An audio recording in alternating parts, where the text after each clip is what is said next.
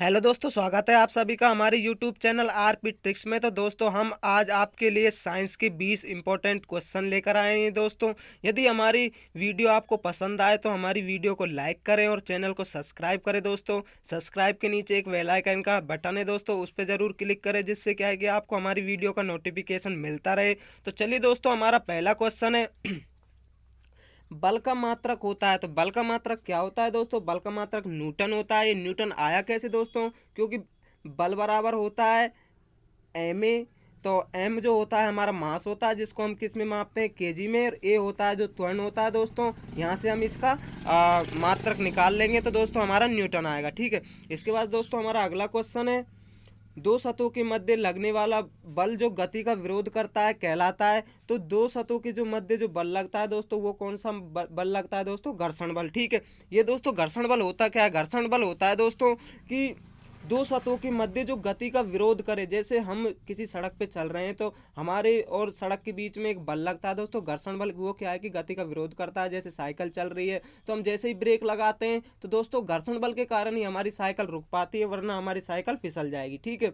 इसके बाद दोस्तों हमारा क्वेश्चन नंबर 3 है, पृथ्वी वस्तु को अपनी ओर किस बल से आकर्षित करती है? तो पृथ्वी दोस्तों अपनी ओर किसी भी वस्तु को आकर्षित करती है तो वो दोस्तों कौन सा बल है? वो है गुरुत्वीय बल, जो मतलब पृथ्वी के द्वारा लगता है दोस्तों। नहीं, यदि ये गुरुत्वीय बल नहीं होगा तो दोस्तों हम हवा में अधर उड़ जाएंगे। ठीक है। इसी बल के कारण हम पृथ्वी पे टिके हुए हैं। ठीक है। इसके बाद दोस्तों हमारा अगला क्वेश्चन है, क्वेश्चन नंबर 4, किस बल की कमी के कारण हम फिसलते हैं? तो किस बल की कमी के कारण हम फिसलते हैं दोस्तों? ये फिसलते हैं घर्षण बल की कमी के कारण। यदि घर्षण बल की कमी हो जाएगी तो दोस्तों हम फिसल जाएंगे। जैसे कि मानते हैं, जैसे हम किसी भी भीगी हुई सड़क पे चल रहे हैं तो वहाँ पे घर्षण बल कम होगा दोस्तों। क्यों होगा? क्योंकि जो पानी होता है वो दोस्तों घर्षण को कम कर देता है सड़क पे। ठीक है। इसी कारण कभी भी आपने देखा होगा हमारी कभी जब साइकिल या मोटरसाइकिल रिवट जाती है, वो दोस्तों घर्षण बल के कारण ही रिवटती है। ठीक है, इसकी कमी के कारण। इसके बाद दोस्तों हमारा अगला क्वेश्चन है, क्वेश्चन नंबर 5, चुंबक के कितने ध्रुव होते हैं? तो चुंबक के दोस्तों दो ध्रुव होते हैं। एक तो होता है उत्तरी ध्रुव, जिसको एन के द्वारा रिप्रेजेंट करते हैं। एक होता है दक्षिणी ध्रुव, जिसको एस के द्वारा रिप्रेजेंट करते हैं। ठीक है। एन एस क्या है दोस्तों? नॉर्थ और साउथ है। ठीक है, दिशाएं हैं दो। इसके बाद दोस्तों अगला क्वेश्चन है हमारा क्वेश्चन नंबर 6, प्राकृतिक चुंबक बनी होती है। तो प्राकृतिक चुंबक दोस्तों किसकी बनी हुई होती है? मैग्नेटाइट नाम के एक लोहे की बनी होती है। ठीक है।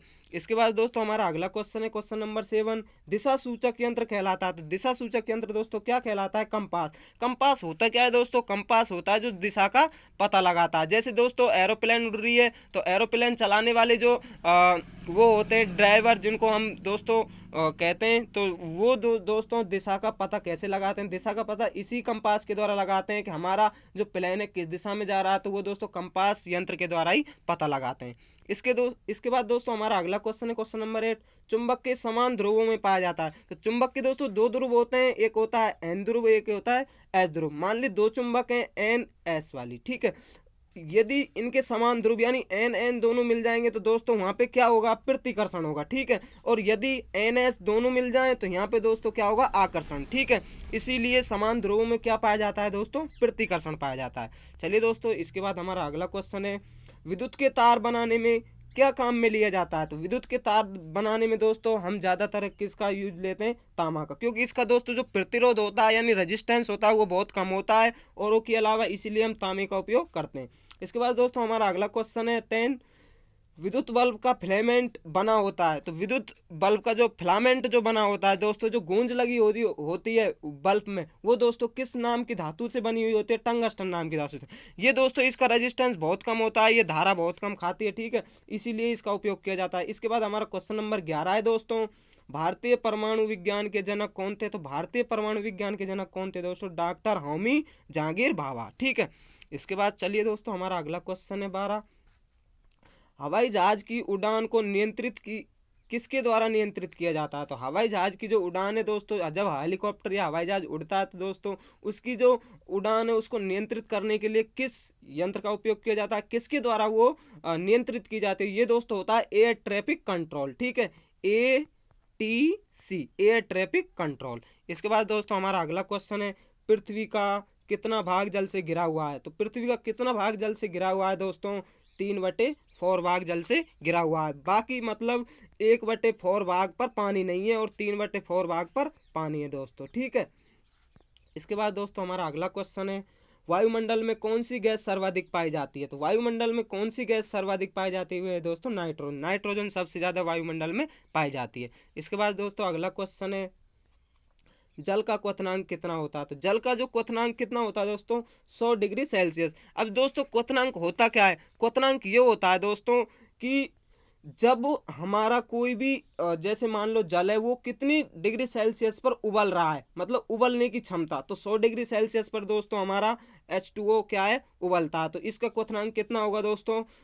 100 डिग्री सेल्सियस। यदि इसका गलनांक पूछा जाए, गलनांक का मतलब होता है गलना। जैसे मान लो बर्फ है, बर्फ कब जमती है दोस्तों? 0 डिग्री सेल्सियस पर पानी की क्या हो जाती है? बर्फ बन जाती है। यदि इसका तापमान 1 डिग्री सेल्सियस भी कर दिया जाए तो इसका जो गलनांक है दोस्तों 1 डिग्री सेल्सियस हो जाएगा। तो इसका जो गलनांक है वो बहुत ही कम होता है। ठीक है।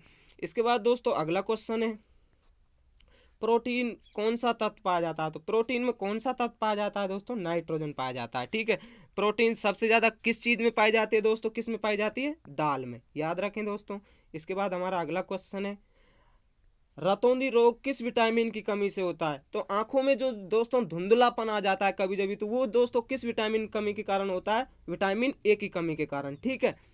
इसके बाद दोस्तों अगला क्वेश्चन है हमारा, विटामिन की कमी से रक्त का थक्का नहीं बनता है? तो किस विटामिन कमी से दोस्तों रक्त का थक्का, यानी रक्त है जो हमारे कभी भी जैसे चोट लग जाती है, या हम जैसे हम किसी भी साधन पे चल रहे हैं, बाइक से गिर जाते हैं, हमारी चोट आ जाती है, तो दोस्तों हमारा रक्त है यानी खून है जो दोस्तों रुकता नहीं है, तो ये किस विटामिन कमी के कारण होता है दोस्तों? विटामिन के की कमी के कारण होता है। ठीक है।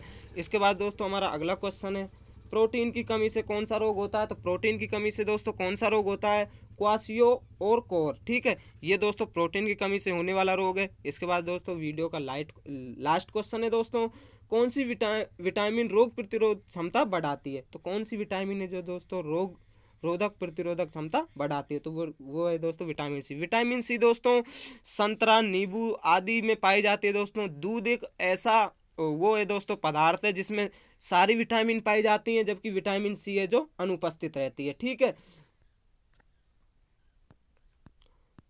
यदि दोस्तों वीडियो पसंद आई है तो वीडियो को लाइक करें।